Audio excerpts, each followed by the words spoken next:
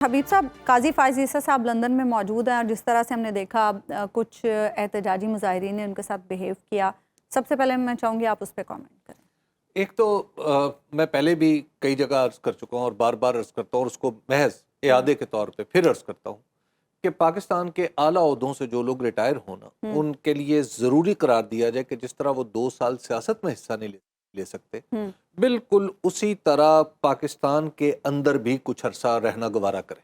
अच्छा। जब वो रिटायर होते हैं तो फौरन अगले दिन टिकट कटा के कोई लंदन जा रहा है, कोई कहीं और जा रहा है, तो बेहतर यह है कि वो एक मखसूस अरसा मुअय्यन अरसा पाकिस्तान में गुजारें। अच्छा। ताकि लोगों का जो गुस्सा उनसे अगर कोई है तो वो भी उतर सके और लोगों को भरोसा हो कि बंदा हमारे दरमियान मौजूद है और बाद में भी रहेगा, इसलिए हमें इसके फैसलों पर पूरा एतमाद है। जस्टिस काजी फायज ईसा साहब ने जो कुछ किया बतौर जज, वो निहायत काबिल एतराज चीजें हैं और उनके साथ जो लंदन में हुआ है वो भी निहायत काबिल एतराज है। अगर उनकी गाड़ी को यूं किसी ने उंगली भी लगाई है तो गलत किया है। हाँ, एहतजाज करना, अपनी बात करना उनके सामने, अगर वो कहीं मौजूद है, किसी तकरीब में हिस्सा ले रहे हैं, नॉट अपने घर में है या प्राइवेटली कहीं पे मौजूद है, अगर किसी तकरीब में हिस्सा ले रहे हैं तो वहां जाके, अगर वहां वो कोई पब्लिक इदारा है जैसा कि इस केस में है, तो वहां पर एहतजाज करना और अपनी बात करना वो तो कोई बुरी बात नहीं है, इंग्लैंड का कानून है।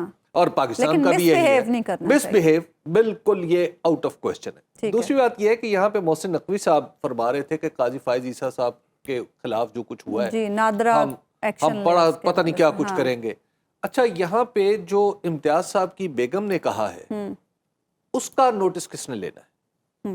वो जो कह रही हैं कि किस तरह उनके साथ, उनके बच्चों के साथ जो कुछ हुआ वो किसने किया, इसका सुराख किसने लगाना है, उसके लिए मोहसिन नकवी साहब की कोई आंखें नहीं है काम कर रही।